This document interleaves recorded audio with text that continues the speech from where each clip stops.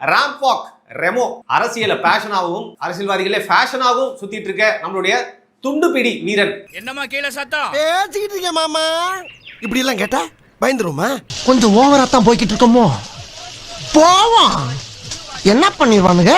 அவருடைய மகன் செல்ஃபி எடுத்த ஒரு குல்ஃபி அவ்வளோ கியூட்டா இருந்தது.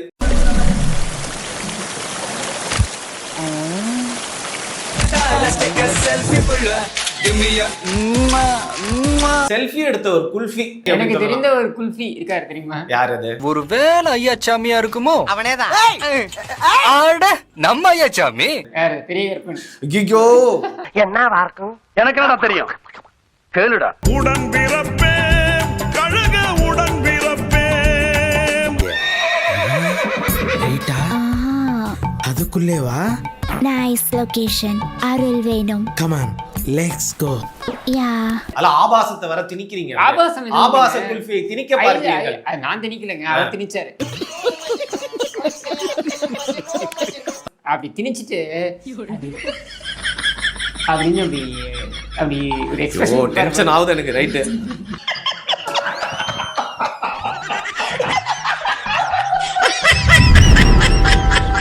கேட்ட பையன் சார் இந்த பால்சாமி. இந்த ரேம்ப் வாக் எதுக்கு? நீ பெரிய அர்ஜுன் ராம்பால, நீ பெரிய சூப்பர் மாடல, நீ அப்படியே நடந்து போய் அங்கே நின்று எல்லார்ட்டையும் அப்படியே அப்படியே துண்டை இப்படி இப்படி வாங்கி, அது வேற அந்த துண்டை அப்படி ரஜினி அப்படி இப்படி துண்டை போடணும்னா அது அப்படியே மூஞ்சி போய் முடிக்குது. உனக்கு எதுக்கு இந்த வேலை? இந்த அசிங்கம் உனக்கு தேவையா? ஏதாவது சொல்லிட்டு போறேன் என்ன? இது வேற அந்த துண்டை எங்கேயாவது அடிபட்டுற போகுதுன்னு பக்கத்தில், ஏன்னா அது எங்கேயாவது துண்டு மேலே விழுந்து சோஃபா கண்டுடிச்சு என்ன பண்ணுறது அப்படின்னு பின்னாடி 2 பேர் வேற.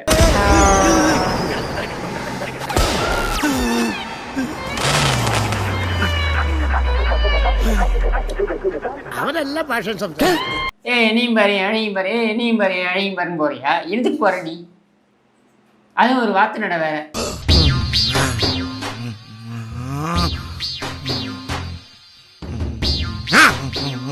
மொகரக்கட்டைக்கு இதெல்லாம் தேவையா? தொடப்ப சொல்லுவாங்க தெரியுமா, தமிழ்ல ஒரு இது இருக்கு, தொடப்பக்கட்டைக்கு பட்டு குஞ்சு. உனக்கு எதுக்கு இது? ஏன் உனக்கு இந்த வேலை? நீ வாங்குற இந்த 10-5 பிச்சைக்கு இது தேவைதானா? புத்தகங்களை படிச்சுட்டு மேற்கோள் காட்டி பேசுவீங்க. இப்போ என்னன்னா அது ஆதித்யா டிவிலாம் பார்க்குறீங்க போல இருக்கு. சும்மா காமெடி ரெஃபரன்ஸே எடுத்து பேசிட்டு இருக்கீங்க. ஆமாங்க, காமெடியை பத்தி பேசணும்னா காமெடி ரெஃபரன்ஸ் தான் எடுக்கணும். காமெடி வேண்டாம், நான் சொல்லிட்டேன். நானு காமெடி பண்ணாதன்னு சொல்லியிருக்கேன் நானு. ஜோக்கர் ஸ்டாலின், இது ஜோசப் ஸ்டாலின் கிடையாது, ஜோக்கர் ஸ்டாலின்.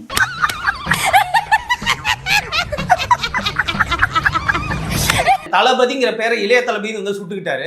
தளபதின்னு நீ வச்சுக்கிட்டேன்னு சொல்றல, தளபதி நீ என்ன படைக்கு முன்னாடி நின்னையா? மாப்ள ரகசியத்தை அலௌன்ஸ் பண்ணாதே, அசிங்கமா நினைப்பாங்களா இல்லையா? நீ எந்த காலத்துல படைக்கு முன்னாடி நின்று இருக்க? எந்த போருக்கு போன நீ தளபதினு வச்சிருக்க பேரு? உங்க அப்பங்க இது பண்ணும் போதே ஓடி விட்ட நீ ஊரை விட்டு. அப்புறம் நீ என்ன தளபதியா? உன் வீட்டுல இருக்க பெண்களுக்கு இருக்கக்கூடிய அந்த தைரியம், அந்த முதுகெலும்பு கூட இல்லாத ஒரு சப்ப நீ தளபதியா? உங்களுக்கெல்லாம் ஒரு மீசை, முதல்ல அதை எடுங்க. இல்ல அந்த மேடையில வந்து பாத்தீங்கன்னா உதயநிதி ஸ்டாலின் கொள்கையே இல்லாம ஒரு கூட்டம் வந்து உனக்கு என்ன கொள்கை இருக்கு? உனக்கு என்ன கொள்கை இருக்கு? இன்ஸ்டாகிராம்ல பெண்களின் தொடையை எல்லாம் ஷேர் பண்றதான் உன் கொள்கையா? கை தவறி பண்ண ஒரு விஷயத்த வந்து பாத்தீங்கன்னா அது வந்து நீ அல்காரதம்ல வச்சுக்கிட்டு தான் வரும். நீ எதை பாக்குறியா அதான் வரும் அல்காரதம்ல. திமுக நீ சரியான ஆளா இருந்தா நைட் 2 மணிக்கு நாட்டினுடைய துணை முதலமைச்சர் கருணாநிதியின் பேர ஸ்டாலினுடைய மகன் நைட் 2 மணிக்கு அவருடைய சொந்த எக்ஸ் தளத்துல எக்ஸ் பக்கத்துல ஒரு காலை பார்த்துட்டு இருந்தார். நான் சொல்றேன், நல்ல திமுக காரமா இருக்கணும். ஒரு நடிகையா நம்ம ஆபாசமா நம்ம கவர்ச்சி படம் போட்டு அதை பார்த்துட்டு இருக்கான். நைட்டு என்ன போதையில் இருந்தாலும் தெரியல, அதை ஷேர் பண்ணிட்டாரு, பூரா வந்துச்சு. காலையில் இருந்து அவசரமா காலை பூரா நீக்கிறான். முதலமைச்சர் அவர்களே, கால் பார்த்து கொண்டிருப்பது நாங்கள் அல்ல, கால் பார்த்து கொண்டிருக்கிறவனை காலடியிலேயே வைத்திருக்கிறீர்கள், கவனமாக இருங்கள். இதெல்லாம் நீ ஒழுக்கத்தை பத்தி கருணாநிதி கொடுத்து வந்து பேசலாமா? பொழுதன்னைக்கு அதையே பார்த்துட்டு இருந்தேன்னா அதான் வரப்போகுது.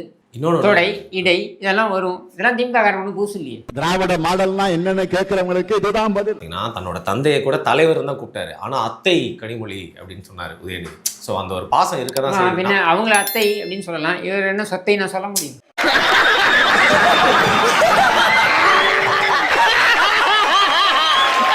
புளியை பார்த்து பூனை சூடு போட்டுக்கிட்டு கேள்விப்பட்டிருக்கோம். சரி, நான் என்டர்டைன்மெண்ட்ல பேசணும்னு நினைச்சிட்டு இருந்தேன். டக்குனு வந்துச்சு. ரீசெண்ட் டைம்ஸ்ல ஸ்டாலினே மிகப்பெரிய என்டர்டைன்மெண்ட் தானே. ஐயோ சாமி வேற ஏய் கூட்டு போங்கடா. பெர்ஃபார்ம் பண்ணிட்டீங்களா, போலாமா? இப்ப ஸ்டாலின கேளுங்க, பெர்ஃபார்ம் பண்ணிட்டீங்களா, போலாமா, அடுத்தது போலாமா, நிர்வாகம் ஏதாவது ஒன்று இருக்கு. அடுத்த 5 வருஷம் பெர்ஃபார்மன்ஸ் பார்க்க தான் போறீங்க. இதே மாதிரி உட்காந்து பேசிட்டு இருக்க வேண்டியது. சட்டையை கட்சின்னு தெரிவாரு தானே சொல்றீங்க.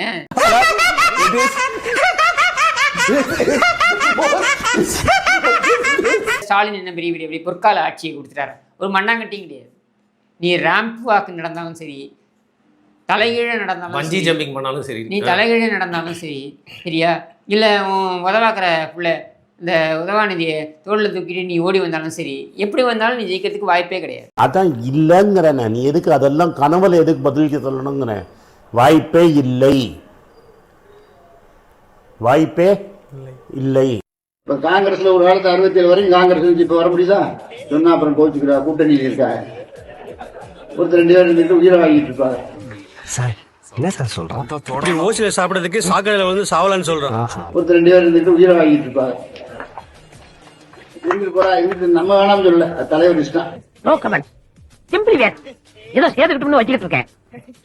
நேற்று கூட நான் செல்வ பிறந்தே ஒரு கல்யாணத்துல மெட்ராஸ்ல அட்டன் பண்ணி தான் வந்து என்ன செய்யுது, கூட்டணி வர்றாரு, வேணும் போட்டோ போஸ்ட் கொடுக்குறோம் நினைக்கிறேன்.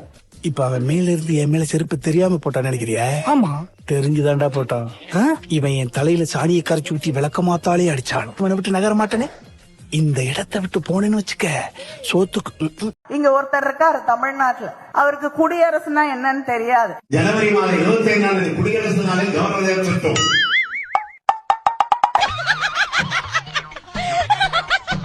ரிப்பப்ளிக்னா என்னன்னு தெரியாது.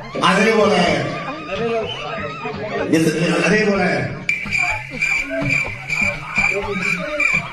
ஜனவரி மாதம் 15 டிசம்பர் மாதம் 25ஆம் தேதி கவர்னர் கொடியை வைத்து வைக்க நாங்கள் மறுக்கிறேன். ஆனால் ஜனவரி மாதம் 15ஆம் தேதி சோதனை நாள் வருகிற போது, ஆகஸ்ட் 15ஆம் தேதி சோதனை நாள் வருகிற போது நான் ரெடி, நீங்க ரெடியா? ஸ்டாலின் தான் வந்தாரு, விளம்பரம் பண்ணாரு. அதுதான் மக்களோட அழிவு. ஸ்டாலின் தான் வந்தாரு, நடு தெருவுல தான் விட்டாரு. அதுதான் தமிழ்நாட்டோ அழிவு.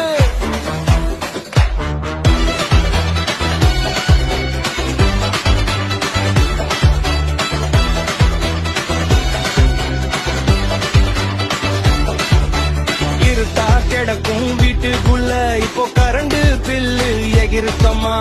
வறண்டு கிடக்கும் பாக்கெட்டுக்குள்ள புது ஓட்ட ஒண்ணு